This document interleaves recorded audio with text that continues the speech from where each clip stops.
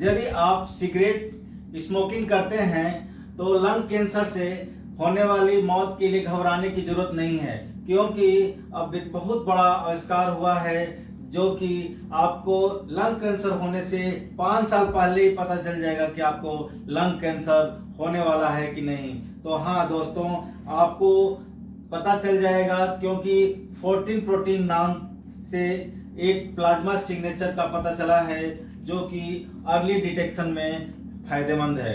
तो समझते हैं कि लंग कैंसर क्या होता है और लंग कैंसर होने की वजह क्या क्या है। तो लंग कैंसर आपको पता ही है, lung cancer is the deadly disease, है ना, अनकंट्रोल्ड ग्रोथ ऑफ सेल्स। हाँ, leading cause of cancer deaths world wide. Lung cancer is the leading cause of cancer death world wide, सबसे ज्यादा होने वाला, primarily driven by the cigarette smoking. Main वजह क्या है, लोग सिगरेट स्मोकिंग करते हैं दबा करके, और इस सिगरेट स्मोकिंग में एक तो जो बर्निंग ऑफ दी टोबैकोज है, दूसरा है नया मॉडर्न टेक्नोलॉजी आई है ई सिगरेट। और इस सिगरेट में आपको पता है क्या होता है, इस सिगरेट में बर्निंग नहीं होता है, उसमें होता है लिक्विड फॉर्म में टोबैको निकोटीन रिच जो है लिक्विड होता है, जिसमें और भी कंपाउंड मिले होते हैं, और जो कि बैटरी से ऑपरेट होता है। बैटरी जो है उस लिक्विड को वेपर में एटमाइजर प्रोसेस के थ्रू कन्वर्ट कर देती है, और वो जो शख्स है इनहेल करता है, देखिए नाम से ही हमको खांसी आ रही है, इनहेल करता है और फिर वो टोबैको का मजा लेता है, और वो मजा जो है उस दिन एक दिन उसकी जो है मौत के लिए सजा बन जाती है। तो इस अब ये समझिए कि जो सिगरेट नॉर्मल स्मोकिंग है और ई सिगरेट है, दोनों में जो यूजर है उसको तो ज्यादा इनहेल करने से सिगरेट जो है तो होती है नुकसान, ई सिगरेट का सबसे खतरनाक असर सामने आया है। तो चलिए बात करते हैं पहले जो हम रिसर्च के ऊपर। ठीक है मैडम, तो ये रिसर्च जो है जून 2026 में ही पब्लिश हुआ है, मतलब रिसेंट में ही Recent आया data है, है। तो काफी अच्छा हम लोग के लिए, जितने वर्ल्ड में लोग हैं उनके लिए, जो ज्यादा टोबैको खाते हैं उनके लिए बहुत ही खुशखबरी है कि भाई 5 साल पहले उनको पता चल जाएगा तो उनका ट्रीटमेंट हो सकता है और दिमाग पहले से जल्दी खुल जाएगा, तो वो रुक सकते हैं या फिर रिहेबिलिटेशन सेंटर में जाके और खुद को मुक्त कर सकते हैं इस प्रॉब्लम से। तो इसमें क्या होता है कि आपका जो पेशेंट है, जो सिगरेट स्मोकिंग है, वो जाकर के अपनी बायोप्सी कराता है, लिक्विड बायोप्सी करते हैं, उसमें जो है द 14 प्रोटीन ब्लड टेस्ट होता है, और इस ब्लड टेस्ट से जो है पहले ही पता चल जाता है कि जो है वो जो स्मोकर है उसको जो है लंग कैंसर होने की संभावना है कि नहीं है 5 साल पहले। ठीक है, तो ये जो बहुत बड़ी बात है, और इस क्योंकि ये हाईली डेडली डिजीज है, एक बार हो जाए तो भाई मौत पक्की हो जाती है, लोग समझते नहीं है। और इसलिए हम लोग इस वीडियो के माध्यम से उन लोगों तक ये संदेश पहुंचाना चाहते हैं जो लोग सिगरेट स्मोकिंग करते हैं, टोबैको जो है कंज्यूम करते हैं किसी न किसी फॉर्म में, उनको जो है कैंसर होने का खतरा रहता है। सिगरेट स्मोकिंग से लंग्स डायरेक्ट इफेक्टेड होता है, और अदर टोबैको जो प्रोडक्ट्स हैं उनसे जो है माउथ कैंसर, थ्रोट कैंसर होने के खतरा रहता है। हमारे सामने कई केसेस आए हैं जो जीवित नहीं बचे हैं कितना भी दवाई करने के बाद। तो ये नहीं बचेंगे, कहाँ से बचेंगे, वो धीरे धीरे धीरे धीरे करके पूरी बॉडी में जाता है, लंग्स में जाके, और पूरी तरीके से लंग्स को क्या करता है, डैमेज करते रहता है धीरे धीरे। तो कहाँ से लंग्स थोड़ी ना ट्रांसप्लांट होगा। देखिए, इसीलिए सिगरेट है। स्मोकिंग को जो है मौत किस्तों में का नाम दिया जाता है। एक थोड़ी थोड़ी जो सिगरेट पीते हैं एक एक करके, वैसे वो मौत की दर धीरे धीरे बढ़ते जाते हैं। और ये जो है इंटरनेशनल ब्रेक थ्रू है इस फील्ड में, लंग कैंसर के फील्ड में, ये बहुत बड़ी उपलब्धि आई है सामने, और इसमें एआई टूल का जो है बहुत बड़ा योगदान है। Newly presented clinical trials highlight artificial intelligence tools like Scorpio, जिसका नाम स्कॉर्पियो है, इसकी मदद से जो है हम लोग जो है अर्ली डिटेक्ट कर लेते हैं, और उस मेथड का नाम है 14 प्रोटीन ब्लड टेस्ट। ठीक है, और भी कुछ टेस्ट है जिसके थ्रू आप पता लगा सकते हैं, जैसे कि इमेजिंग टेस्ट, जो कि एक्सरे कराया जाता है, जिससे कि पता चल सकेगा कि हाँ आपको कैंसर है, ट्रीटमेंट किस स्टेज में है ये पता हो सकेगा। या फिर बायोप्सी की जाती है। बायोप्सी में क्या किया जाता है, जहाँ पे आपको कैंसर हुआ है वहाँ का टिश्यू लेके और फर्दर रिसर्च के लिए भेजा जाता है और फिर पता चलता है कि आपका किस स्टेज का कैंसर है।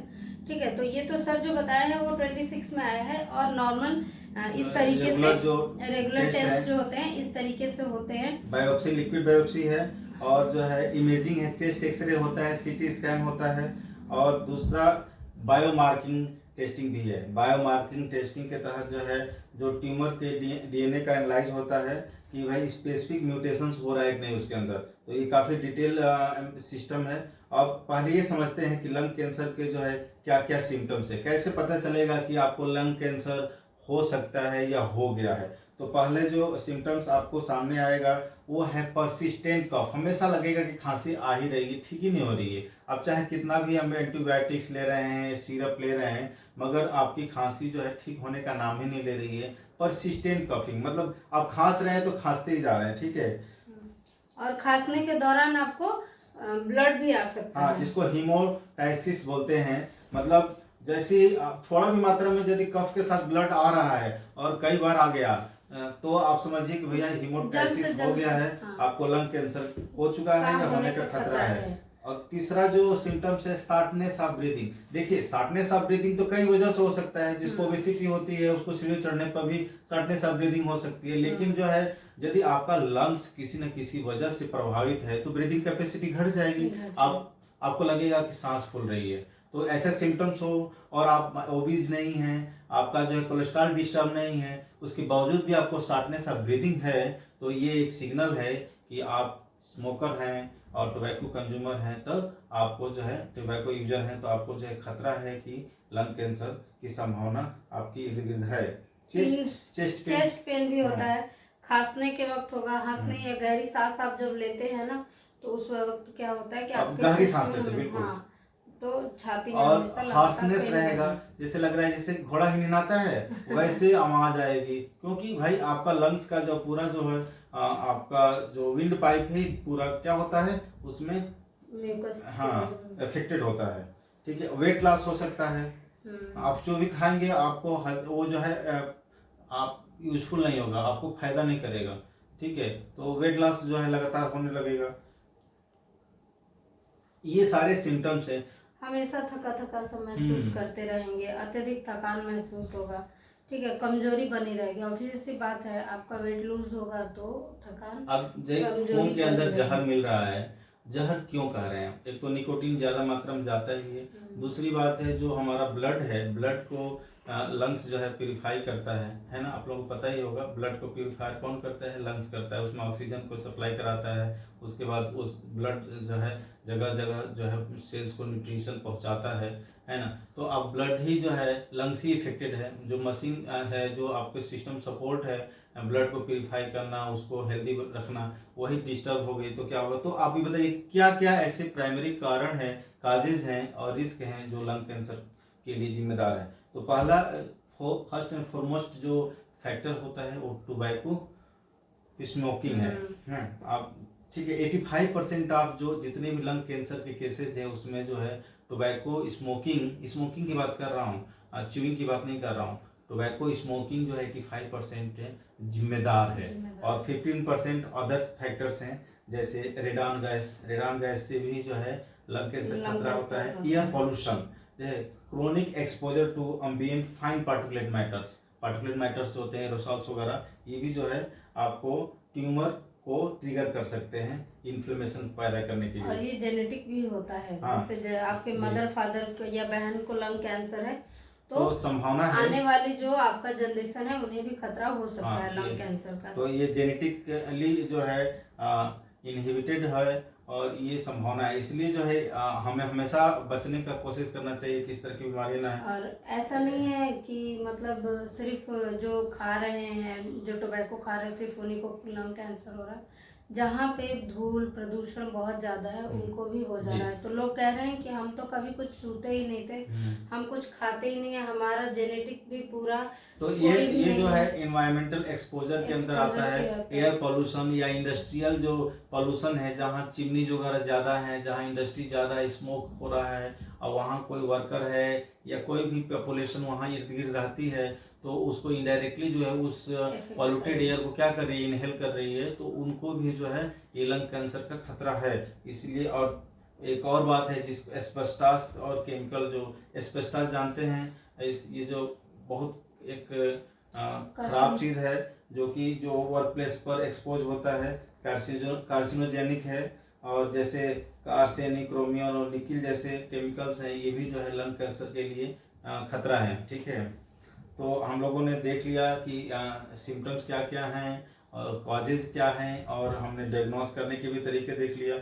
अब हम लोग समझते हैं कि जो है मॉडर्न ट्रीटमेंट टेक्नोलॉजी क्या क्या अवेलेबल है। और सर जो मतलब जिनको मान लीजिए कि कभी भी वो लोग नहीं खाते हैं टोबैको वगैरह, फिर भी उनको कैंसर हो रहा है, तो उनको कैसे पता चलेगा? तो उनको जो सिम्टम्स हम लोग बताए हैं, सेम सिम्टम्स आपको आएंगे और आपको तुरंत जाके डॉक्टर से मिलना है। ये नहीं कि आप सोचते हो कि हम कुछ खाते ही नहीं हैं तो हमें कहाँ से लंग कैंसर हो सकता है, और आप इग्नोर करते हो, और फिर वो क्या होता है, stage by stage, stage 1 stage 2 पे चलता जाता है। तो इसलिए ध्यान रखिए कि आपको अगर इस तरीके के कोई भी सिम्टम्स आते हैं तो आप जाके टेस्ट कराइए, डॉक्टर से मिलिए ज़रूर। ये ना दिमाग में सोचिए कि आप नहीं खाते हैं, नहीं कुछ खाते पीते हैं, या फिर आपके फैमिली में कोई हिस्ट्री नहीं है तो आपको नहीं हो सकता है ना।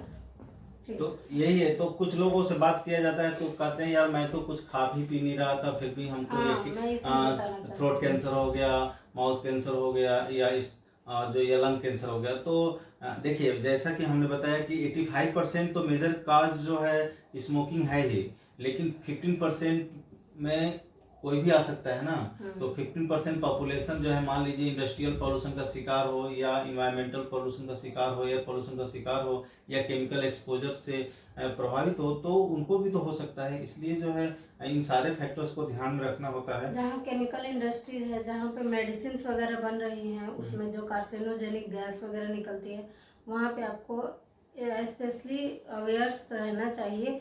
और वहाँ पे जो कि अगर आप फार्मास्यूटिकल इंडस्ट्री में जाएंगे तो वहाँ पे दिया जाता है पहनने के लिए, तो आप वो प्रॉपर क्राइटेरिया फॉलो करिए। ये नहीं कि मास्क नहीं लगाएंगे छोड़ो। तो जहाँ पे भी आप वर्क कर रहे हो वहाँ का कुछ क्राइटेरिया दिया जाता है, उस क्राइटेरिया को जरूर फॉलो करिए। और वहाँ पे जो भी दिए जाते हैं पहनने के लिए, शू कवर या हेड कवर या मास्क या बॉडी कवर, तो वो जरूर आप लोग अपनाया करिए, क्योंकि वो थोड़ा सा अनकंफर्ट तो लग सकता है लेकिन आपकी जीवन बचा सकता है। तो वो क्राइटेरिया को फॉलो करना जरूरी, मतलब प्रिकॉशन जो होना चाहिए वर्किंग प्लेस पर वो लेना ही लेना चाहिए। और जहाँ पॉल्यूशन है, जैसे दिल्ली में बहुत ज़्यादा पॉल्यूशन है, तो वहाँ मास्क वगैरह जो है जरूर लगाएं। हाँ नहीं सर, जहाँ पे इंडस्ट्री वगैरह में क्राइटेरियाज बनाए गए हैं कि आप जैसे एंटर करोगे आपको मास्क दिया जाएगा, शूज कवर दिया जाएगा। जहाँ पे नहीं क्राइटेरिया फॉलो होता है उसकी मैं बात नहीं कर रही हूँ, लेकिन बहुत सारी इंडस्ट्रीज है जो अपने वर्कर का ध्यान रखती है। ठीक है, तो वहाँ पे जैसे कार्सिनोजेनिक वगैरह, जहाँ पे एस्बेस्टस वगैरह निकलते हैं, वहाँ पे आप लोग ध्यान रखिए। ठीक है, जितना भी आपको बोला जाए उतना पूरे दिन पहन के रखिए। देखिए, दो तरह का जो है सेल रिलेटेड लंग कैंसर होता है, non small cell lung cancer और स्मॉल सेल लंग कैंसर। ठीक है, तो इसमें जो है स्मॉल सेल और नॉन स्मॉल सेल का क्या इम्पोर्टेंस है ये समझते हैं पहले। देखिए, जो आपका जो नॉन स्मॉल सेल होता है 80% मामलों में पाया जाता है जी। हाँ ठीक है, बताइए। देखिए, इसमें नॉन स्मॉल सेल में क्या होता है, मेन टाइप होता है जो है एक स्क्वैमस सेल कार्सिनोमा और जो है लार्ज सेल कार्सिनोमा। ठीक है, प्राइमरी ट्रीटमेंट करना चाहें इसका तो सर्जरी के थ्रू, रेडिएशन के थ्रू, और टारगेटेड थेरेपी जो होती है, इम्यूनोथेरेपी इन्वॉल्व है इसमें। ठीक है, और टारगेटेड ऑप्शंस क्या है, works well with drugs blocking specific genetic mutations, जैसे अल्क और EGFR। ये जो टेक्निकल टर्म्स हैं और ये बायोलॉजिकल टर्म्स हैं, इसको जो है जो बायोलॉजी से रिलेटेड लोग हैं वो ज़्यादा समझ सकते हैं। लेकिन ये समझिए, नॉन स्मॉल सेल और स्मॉल सेल मतलब जो एक सेल है जो स्मॉल साइज का है, और एक जो है थोड़ा बड़ा साइज है, तो उसको नॉन स्मॉल कहेंगे। तो ये नॉन स्मॉल सेल की बात है। देख सकते हैं, यहाँ पे दिखाया हुआ है ये स्मॉल सेल्स बने हुए हैं। ठीक है, और ये एग्रेसिव मात्रा है। एग्रेसिव मतलब पूरी तरीके से बहुत ही तेजी से बढ़ रहे हैं या फिर पूरा कवर अप करके रखे हैं। तो स्मॉल सेल लंग कैंसर में स्मॉल सेल कार्सिनोमा और combined small cell carcinoma involve होता है मेन टाइप में। ट्रीटमेंट इसका केमोथेरेपी से ही हो जाती है, sometimes combined with radiation and immunotherapy. Surgery role क्या है इसका, rarely treated with surgery because it spread so early. देखिए इसमें क्या होता है, स्मॉल सेल जो होता है बहुत फास्ट ग्रोथ करता है, और मतलब रेयरली प्रेडिक्टेबल है, होने के बाद पता चलता है स्मॉल सेल का। और जो नॉन स्मॉल सेल है वो सेल जो ग्रोथ तो करता है लेकिन उसको प्रिडिक्ट कर सकते हैं, ठीक है। और वो जो है अग्रेसिवली बड़ा होता है लेकिन प्रेडिक्टेबल होता है, ठीक है, फैलता है। इसमें ये चीज थी। और ना कैंसर के जो स्टेज होते हैं वो 4 स्टेज में होते हैं, stage 1, stage 2, stage 3, stage 4।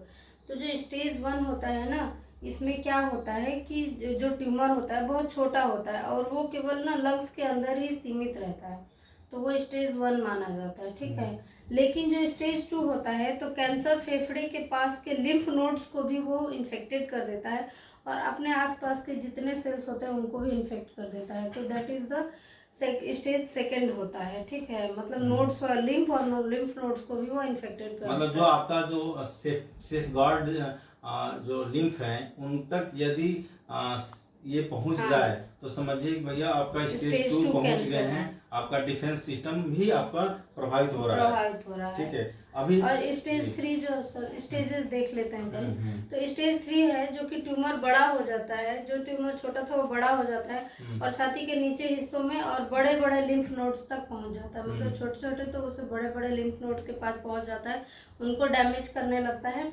That is stage 3। And stage 4 में क्या होता है कि कैंसर फेफड़ों से निकल मतलब लंग से निकल कर और अन्य सारे जैसे ब्रेन, पार्ट्स में पहुंचने हाँ, लगता है। ब्रेन, लीवर और स्केलेटन्स जो बोन्स होती हैं उनमें भी इफेक्ट करने लगता है, मतलब पूरी बॉडी तो में आप फैल जाता है। समझिए इसका प्रभाव हम समझते हैं। देखिए पहले स्टेज में तो आपको डिटेक्ट हो गया, उसके बाद सेकेंड स्टेज में आपको जो मेजर डिफेंस सिस्टम हमारी बॉडी का जिसको लिम्फ नोड बोलते हैं, वो क्यों ब्लड तो हर जगह फैल रहा है, तो अब वो जहाँ डिफेंस सिस्टम जैसे ब्लड के अंदर कुछ भी गड़बड़ी है तो डिफेंस सिस्टम क्या होता है, लिम्फ नोड एक्टिवेट हो जाता है और वो वहाँ पर जाने वाले जो कैंसर सेल है उसको कैच करने लगता है, तो लड़ाई होती है उसके बीच में। जब लड़ाई होती है तो नुकसान भी होगा, तो लिम्फ नोड सेकेंड स्टेज में प्रभावित होते हैं। उसके बाद आपका कंट्रोल नहीं हुआ, मतलब आप लगातार स्मोकिंग करे जा रहे हैं या उसके बावजूद भी नहीं भी कर रहे हैं तो भी जो एक बार जो है बीमारी आ गई तो बढ़ेगी ही। लिम्फ नोड तो के वो क्या आसपास होता पूरा है, फैल जाएगा। हाँ, उसको क्रॉस करके बॉडी के अदर पार्ट्स में भी, जैसे मैडम बताया ब्रेन स्टेज पे, 4 में बोन्स में उसको और जो है मेटास्टेटिक वाइटल ऑर्गन्स में जो है इफेक्ट करता है। इसका मतलब क्या है, वो धीरे धीरे पूरे शरीर पे कब्जा कर लेता है तो और इसीलिए इसमें बचना बड़ा मुश्किल हो जाता है ना। तो उसको मेटास्टेटिक कैंसर बोला जाता हाँ, है, जो मेटास्टेटिक। फोर्थ स्टेज में है, मतलब पूरी बॉडी में आपका फैल गया। हाँ। तभी डॉक्टर बोलते हैं कि लास्ट में हम कुछ नहीं कर सकते हैं, मतलब बचने के चांसेस ही खत्म हो गए। मान लीजिए लंग्स में रहता है तो कुछ ट्रीटेबल भी होता है, लंग्स के बाहर चला गया पूरी बॉडी ऑर्गन, स्पेशली ब्रेन को अगर इन्फेक्ट कर दिया तो ब्रेन हमारा पूरा मास्टर होता है, पूरे बॉडी का मास्टर होता है ना। अगर ब्रेन काम ही करना बंद कर देगा फिर पैरालिसिस, देन काम खत्म। अभी नया रिस्क जिसकी मैं बात कर रहा था ई सिगरेट का, लोग जब बड़े मॉडर्न होते जा रहे हैं, पैसा कमा रहे हैं, तो वो नॉर्मल बीड़ी होती है उसको पार करके सिगरेट पीने लगे। अब सिगरेट से ऊपर जो जो ज़्यादा पैसा हो जाता है लग्जरी लाइफ के चक्कर में, अब सिगरेट कौन पिएगा, अब तो हम ई सिगरेट पिएंगे। तो क्या होता है, वो मशीन होती है जो बैटरी ऑपरेटेड होती है, हाँ, अपग्रेडेड वर्जन तक टेक जो है लोग हैं, तो अपग्रेडेड वर्जन जो ई सिगरेट ले रहे हैं। उसमें क्या होता है, लिक्विड होता है जिसमें निकोटीन होता है और भी जो ऑर्गेनिक कंपाउंड होते हैं, और बैटरी ऑपरेटेड है, बैटरी से वो जो है ऑपरेट है, वो हीट करके फिलामेंट होता है, गर्म करता है लिक्विड को और भाप बनता है और उसको इनहेल करते हैं। तो इसका जो सबसे ज़्यादा आया है रिसर्च में कि ई सिगरेट ये मासिव जून 2026 नेचर मेडिसिन में पब्लिश हुआ है, ये जर्नल में पब्लिश हुआ है, रिसेंट डेटा है इसी महीने का जो है। Study involving 4.5 million adults show that using electronic cigarette after quitting conventional smoking is linked to significantly higher lung cancer. यदि आप नॉर्मल कन्वेंशनल जो सिगरेट था, बीड़ी और ये नॉर्मल सिगरेट पाइप, इसके छोड़ने के बाद यदि ई सिगरेट जो ले रहे हैं उनसे और ज्यादा लंग कैंसर के खतरा होने के चांसेस बढ़ गए हैं। तो सर उसमें क्या है ना कि बार बार खरीदना नहीं है और क्या माचिस जलाने की टेंशन नहीं है ना। नहीं, सिर्फ बात यहाँ नहीं है, बात यहाँ टेक्निकल चीज की है टेक्निकल कि उसमें जो है प्योर निकोटीन मिल रहा है। हाँ। खतरा जो है प्योरिटी मतलब जहर भी प्योर है। आप समझिए, एक मान लीजिए एक पॉइजन है और उसमें कोई मिलावट हो जाए तो उस पॉइजन का असर कम हो जाएगा कि नहीं हो जाएगा। और एक पॉइजन है जिसमें किसी अदर कंपाउंड की मिलावट है नहीं, एडल्ट्रेशन नहीं है, तो वो जहर बहुत ही शार्प है, प्योर है। तो आप जो है इस सिगरेट के फॉर्म में जो इनहेल कर रहे हैं टोबैको निकोटीन रिच जो है प्रोडक्ट यूज कर रहे हैं, वो प्योर पॉइजन है। और इससे जो है आपका सेकेंड जो इसको पैसिव स्मोकर होते हैं वो भी इससे ज्यादा प्रभावित हो रहे हैं। ठीक है, पैसिव स्मोकिंग जानते हैं ना। मान लीजिए मैं सिगरेट पी रहा हूँ फॉर इंस्टेंस, और मैं सिगरेट जब धुआं बाहर फेंक रहा हूँ तो अगल बगल में जो फैमिली मेंबर हैं, फ्रेंड सर्किल है, कॉलीग्स हैं या सोसाइटी के जो भी लोग हैं, उस स्मोक को वो इनडायरेक्टली क्या कर रहे हैं, ब्रीथ के थ्रू जो है इनहेल कर रहे हैं। तो ऐसा नहीं है कि जो सिगरेट पी रहा है वही इससे प्रभावित होता है, आसपास में जो भी लोग हैं और उस स्मोक को इनहेल करते हैं तो पैसिवली जो है वो जो है इस बीमारी का शिकार हो सकते हैं। तो जो चेन स्मोकर हैं या स्मोकर हैं, ये ध्यान रखें कि कम से कम जो है अपना जो प्रॉब्लम दूसरों को ऊपर न थोपे। यदि मान नहीं पा रहे हैं, अपने आप को कंट्रोल नहीं कर पा रहे हैं, तो प्राइवेटली जो है स्मोकिंग करें, आइसोलेटेड जगह पर जाकर करें, पब्लिक प्लेस में या फैमिली मेंबर के आसपास या हाउस में ना करें। ठीक है, ठीक है सर। तो हम बताना चाहेंगे myself professor Virendra Kumar and मेरे साथ जो है मैडम डॉक्टर महिमा वर्मा स्टेज शो जो है ये शेयर कर रहे थे। हम लोग जो है डेली बेसिस पर जो है हेल्थ से रिलेटेड आपको बर्निंग इश्यूज लाते रहेंगे और आप लोगों को ये हमारा टॉपिक डिस्कशन कितना इंफॉर्मेटिव लगा और क्या इससे सोसाइटी में कुछ फायदा होने वाला है, इस पर जरूर अपना जो है मत दीजिए। और हम आप लोगों का सपोर्ट बहुत जरूरी है, आप लोग सपोर्ट कीजिए, लाइक कीजिए, शेयर कीजिए और कमेंट कीजिए। फैमिली मेंबर्स में भी शेयर करिए, क्योंकि क्या है कि हम लोग जो चीजें बता रहे हैं ना, हम लोग लेटेस्ट न्यूज बताए हैं हेल्थ में, जिससे कि बहुत सारे लोगों को हेल्प मिलेगी। क्योंकि बहुत सारे लोग है ना बहुत परेशान है कि मैं छोड़ दूं, लेकिन वो छोड़ नहीं पाते हैं, है ना बहुत सारे। तो उनको पता चले कि कितनी प्रॉब्लमेटिक ये सारी चीजें हैं। वैसे और तो एक पॉइंट मैं जोड़ना चाहूंगा दोस्तों, जो सिगरेट पीता है सिर्फ वही विक्टिम नहीं होता है, उसके साथ कई जिंदगियां जो है जुड़ी रहती हैं। यदि उसको कुछ हो जाता है तो उससे जुड़ी हुई जिंदगी जो जाती है वो भी बर्बाद हो जाती है। फैमिली मेंबर, रिलेटिव्स बहुत बर्बाद हो जाते हैं लोग। पैसा तो जाता ही जाता है, आपका फैमिली मेंबर भी प्रभावित होते हैं, उनके ऊपर भी खतरा आ जाता है। क्योंकि कहीं ना कहीं से ब्रेड बटर अर्निंग वाला पर्सन यदि चला जाता है तो पूरी फैमिली प्रभावित होती है। तो आप लोग इस स्टेज पर ध्यान दीजिए कि हम लोग इस बुराई से बचें, किसी भी प्रकार का टोबैको कंजम्पशन जो है ना करें, चाहे वो स्मोकिंग हो या च्यूइंग हो। हम चाहते हैं कि हमारी सोसाइटी जो है टोबैको फ्री हो जाए और ये जो है एक हेल्दी साइन होगा हमारी सोसाइटी के लिए। Thank you so much for watching.